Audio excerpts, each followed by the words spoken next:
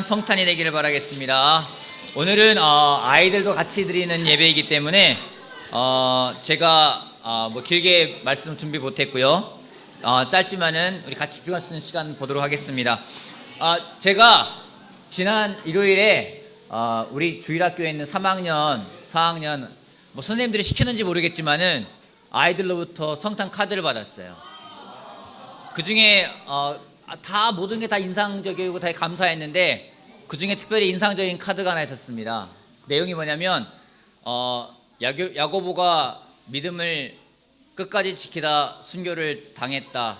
목사님도 믿음 끝까지 지키고 천국 가세요라는 굉장히 인상적이고 도전적이면서도 정말 생각할 수 있는 그런 놀라운 그런 카드가 크리스마스 카드였습니다.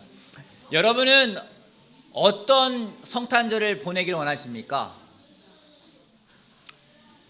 여러분들은 오늘 어떤 성탄절이 되었습니까? 오늘 성탄이라는 오늘 하루를 보냈는데 예수님의 탄생을 기뻐하는 달인데 어떤 성탄이 되고 싶습니까? 감사하는 성탄? 또요?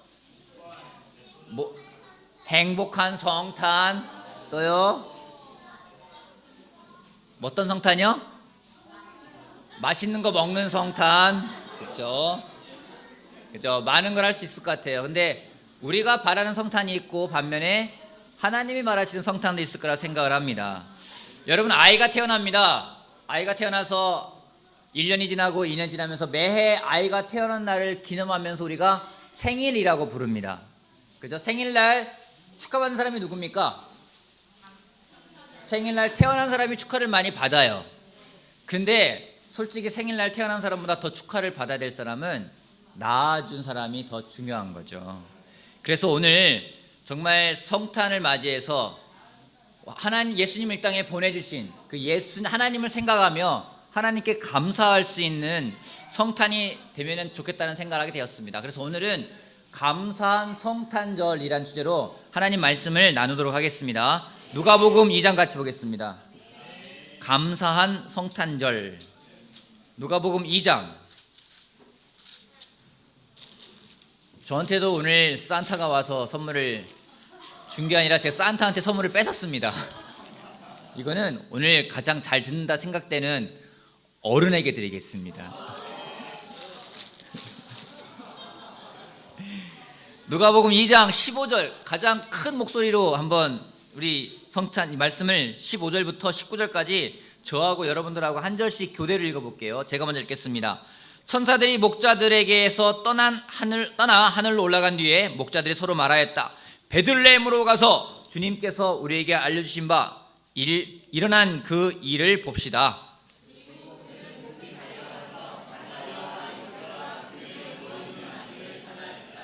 그들은 이것을 보고 나서 이 아기에 관하여 자기들이 들은 말을 사람들에게 알려주었다.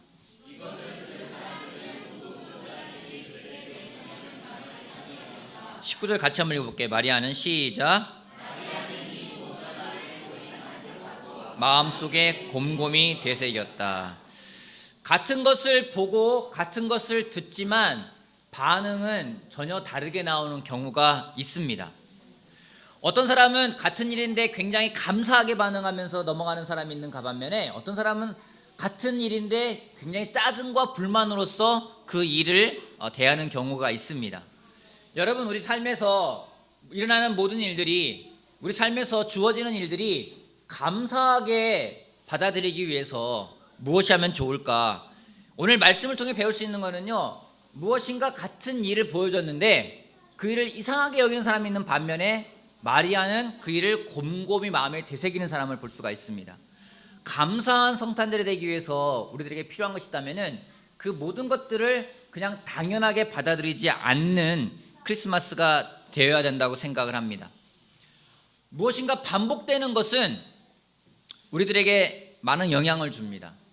반복되는 것이 우리들에게 영향을 주는데 반복됨으로써 우리에게 주는 영향은 무엇인지 그것을 당연하게 생각하는 경우가 있습니다. 제가 나눈 적이 있죠. 오늘 여러분들에게 성탄절이니까 기쁘다고 교회 왔으니까 여러분들이 10만 원씩 줍니다. 교회 올 때마다 수요일날 왔다고 10만 원씩 줍니다. 일요일날도 오면은 10만 원씩 줍니다. 예배당이 꽉 차 넘칠 거예요. 그죠? 그래서 올 때마다 매주마다 여러분들에게 올 때마다 10만 원씩 줍니다. 그렇게 6개월을 합니다. 1년을 합니다. 그리고 1년이 지났습니다. 어느 날 여러분이 왔는데 아무것도 안 주고 가라고 합니다. 그럼 여러분들은 어떤 반응할까요? 안 오고 짜증내고 왜 나를 시험한 거냐, 겨우 돈 10만 원 갖고 나를 장난한 거야, 내가 이것 때문에 교회 오는 사람으로 생각하느냐, 많은 이야기 나올 수 있을 것 같아요. 매일 우리 어린이들, 매일 엄마가 여러분들에게 밥을 차려주죠. 혹시 엄마가 밥 안 차려주는 사람이 있어요? 뭐 엄마가 안 차리면 아빠가 차려주겠죠. 그죠? 여러분 밥을 안 굶을 겁니다.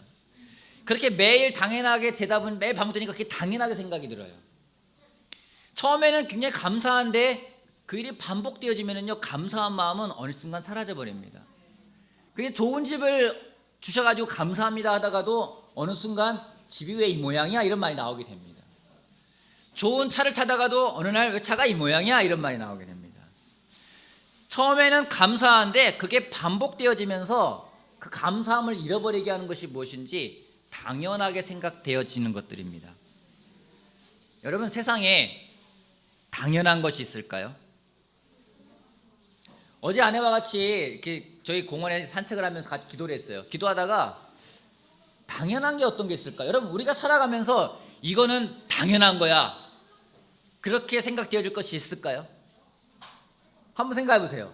여러분이 지금 숨을 쉬면서 공기를 들이마시고 공기를 내뿜고 하면서 숨을 쉬면서 심장이 뛰고 있습니다. 이게 당연한 겁니까? 여러분이 아침만 되면 눈이 떠져야 되는 게 당연한 겁니까? 잠을 잘 수 있는 게 당연한 겁니까? 여러분이 걸어 다닐 수 있는 게 당연한 겁니까? 여러분이 정말 무엇인가를 먹을 수 있는 게 당연한 겁니까? 여러분이 여기 와 예배 드릴 수 있는 게 당연한 겁니까? 세상에 그 어떠한 것도 당연한 것은 없어요. 생각해 보세요. 여러분이 당연하게 생각되는 것도요, 당연한 게 없어요. 여러분의 아내가 여러분에게 밥을 차려줘야 되는 게 당연한 겁니까? 여러분의 남편들이 여러분에게 뭔가 생활하라고 돈을 벌어주는 게 당연한 겁니까? 당연하지가 않아요. 근데 우리가 그걸 당연하게 생각하는 순간 감사함이라는 건 잃어버리는 겁니다. 크리스마스는 우리들에게 일어난 당연한 사건이 아닙니다. 사람들이 그냥 이상하게 여기는 것으로 끝났던 이야기지만 마리아에게 그 사건이 특별했던 이유는 마리아는 그걸 당연하게 받아들이는 게 아니라, 이상하게 여기는 것으로 끝나는 것이 아니라 그걸 마음속에 기록했기 때문에 그 마리아에게는 굉장히 특별한 그런 일이 되었습니다. 매일 마음속에 그 순간순간 그 의미를, 그 뜻을 기리지 않는다면은 이 성탄절은 매년 반복되기에 당연히 이때가 되면 되는 거야 라고 생각할 수 있다는 거죠. 어린이 여러분, 산타가 있다고 생각하는 어린이 여러분, 산타크로스가 12월 24일 날 밤에 와가지고 여러분들 머리맡에 선물을 주고 가는 게 당연한 거예요? 당연한 거야. 당연한 거 아니에요. 엄마 아빠가 그때가 되면 여러분들에게 선물 주는 게 당연한 거예요?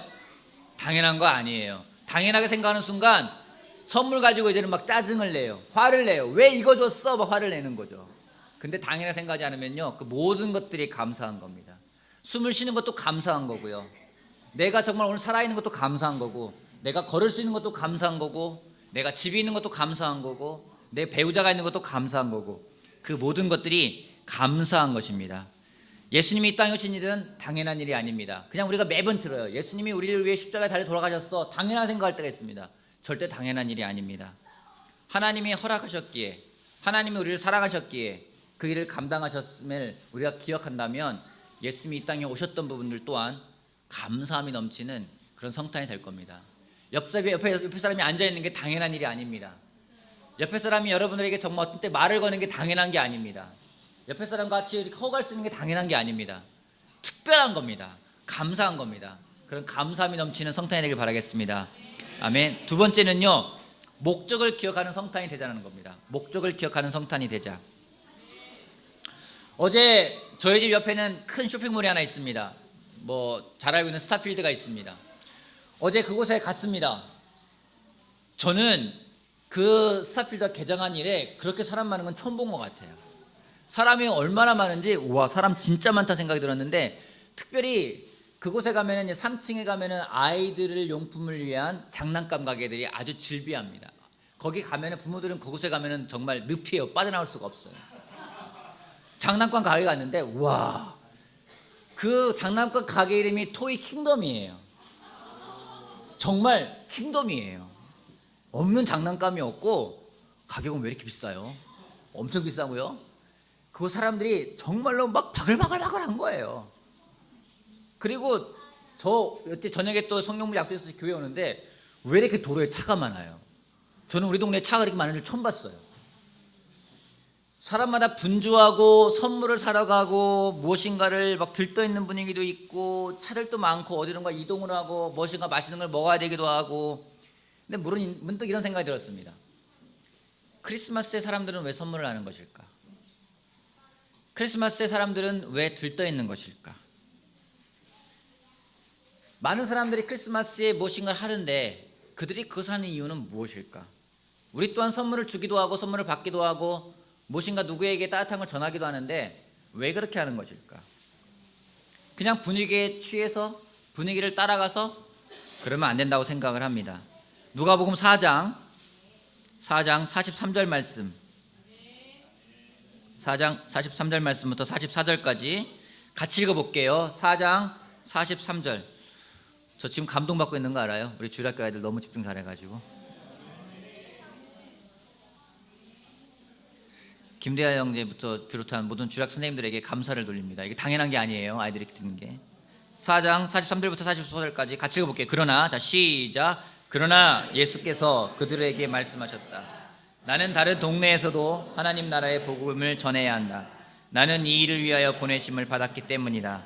그리고 예수께서는 유대의 여러 회당에서 복음을 전포하셨다. 사람들이 예수님을 핍박합니다. 예수님에 대해 비하는 것입니다. 가장 많이 예수님에 대해서 욕을 하고 비하는 같은 사람들은 예수님을 가장 잘하는 사람이었습니다. 여러분, 가장 잘하는 사람이 가장 힘들어요. 제가 아마 미션팀 가라면 제 미션팀을 가라서 가장 힘든 동네가 어디냐면 안면도일 겁니다. 저를 잘하는 어르신들이 있기 때문에요. 저의 어린 시절, 유년 시절 코찔찔이었던 저의 모습을 알기 때문에 제가 어떤 말을 한다 하더라도 그 사람들은 저의 어린 시절을 기억하면서 아이고 어린애가 저렇게 많이 컸네 이렇게 하실 겁니다. 예수님 마찬가지였어요. 예수님이 잘하고 난 그 동네에 가서 말씀을 전하는데 사람들이 예수님에 대해 너무 잘 알다 보니까 그의 유년 시절 잘 알다 보니까 제 요셉의 아들 예수 아냐? 제가 말씀을 전하네? 참 신기하네? 이런 말 하면서 예수님에 대해서 약간 거리를 두었습니다. 그래서 예수님이 좀 약간 상처가 받았을 것 같아요. 그곳에 믿지 않는 거예요. 여러분 그럴 때 있지 않습니까? 밖에 나가서는 대접받는데 집에 오서는 대접 못 받는 사람들이 있어요. 밖에 나오면 부장님, 과장님 대접받는데 집에 오면은 당신 왜 그래? 막 이런 소리 지르는 사람들 있잖아요. 그런 경우 많이 있습니다. 예수님과 마찬가지인 것 같아요. 근데 예수님이 그럴 때 이런 못된 사람들, 이런 믿음이 없는 사람들, 나 사람들과 같이 하지 않을래. 어쩌면 남편들이 밖에서는 뭐 과장님, 부장님 막 이렇게 대우받다가 집에 들어가지고 당신은 왜 그래 그러면은 나가잖아요, 그냥. 예수님이 어쩌면 그럴 수 있을 것 같아요. 근데 예수님이 그러지 않았어요. 예수님이 사람들을 사랑하기 위해서 또 그들을 용서하기 위해서 십자가에 달려 돌아가시려고 했는데 사람들은 비아냥거리면서 네가 하나님의 아들이냐 내려와 봐라 뭐 비아냥거리고 도망가고 배신하고 많은 일이 벌어집니다. 근데 예수님은 그 고난을 다 이겨내셨습니다. 이유가 뭘까요? 예수님은 분명한 목적이 있으셨습니다. 목적이 없으면은요 그냥 물에 물 탄 듯 술에 술 탄 듯 파도에 휘청이는 배처럼 그냥 이리 갔다가 저리 갔다 그렇게 갈 수가 없습니다. 파도가 치면은 거기에 그냥 너울 따라 움직입니다. 하지만 목적이 있는 배는요 그 파도를 뚫고 목표를 향해 나아가듯이 목적이 있고 목표가 분명한 사람은 정말 그 어떤 것에도 흔들리지 않고 나아갈 수가 있습니다. 여러분 크리스마스는 분명한 목적이 있고 예수님은 이 크리스마스에 우리가 정말로 기억하길 원하는 목적이 있습니다. 그것은 뭔지 우리의 죄를 용서하시기 위해서 주일날 말씀을 드렸던 것처럼 우리의 인간의 정말 그 계획에 하나님의 계획이 있음을 알리기 위해서 직접 개입하신 굉장히 놀라운 사건이라는 겁니다. 그걸 잃어버리지 않는다면 이 성탄은 굉장히 기쁘고 감사한 성탄이 될 것입니다. 하지만 그 목적을 잃어버린다면 그냥 빨간 휴일, 늦잠 잘 수 있고 기분 좋으니까 맛있는 거 먹을 수 있고 왠지 선물을 줘야 될 것 같고 선물 받는 걸 기대하기도 하고 엽서를 써야만 될 것 같고 뭔가 이렇게 해야만 될 것들로만 채워지는 그런 일들이 될 것입니다. 많은 사람들이 그럽니다. 누굴 돕는 것도 그러고 예수님이 당신의 죄를 사하기 위해서 오셨습니다 라고 할 때 그 목적을 모르면은요, 부담스러워요. 저한테 그러지 마세요. 이런 얘기를 한다라는 거죠. 내가 정말 어떤 사람인지 모른다면은요, 누가 널 도와줄게, 부담스러워 하지 마세요라는 얘기를 한다라는 거죠. 분명한 목적은 무엇인지 우리가 그걸 기억하는 시간이 되길 바라겠습니다. 예수님이 이 땅에 오신 목적을 기억하기는 시간이 되길 바라겠습니다. 우리가 또 무엇을 해야 될지를 또 분명히 기억하는 그 시간이 된다면은 이 크리스마스는 굉장히 뜻깊은 시간이 될 것이고 또 아울러서 기쁘고 감사한 시간일 거라는 확신합니다. 감사한 성탄이 되기 위해서 첫 번째 뭐라고요? 당연하게 생각하지 말기 바랍니다. 두 번째, 목적을 분명히 기억하길 바랍니다. 당연하게 생각하지 않고 목적을 분명히 기억한다면 이 성탄은 뜻깊고 기쁘고 감사하고 정말 하나님에게 찬양을 드릴 수 있는 성탄이 될 거라 확신합니다. 무엇보다 저의 설교를 잘 집중해준 우리 주일학교 어린 아이들에게 제가 너무 감사한 말씀을 드리고, 여러분들 이렇게 아이들 하는 게 당연한 게 아니게 여러분 많이 감사하고 기뻐해 주길 바라고요. 또 아이를 키워가는 목적도 잃지 않는 우리가 되길 바라겠습니다. 여러분 기쁜 성탄절 보내기 바랍니다. 마치겠습니다.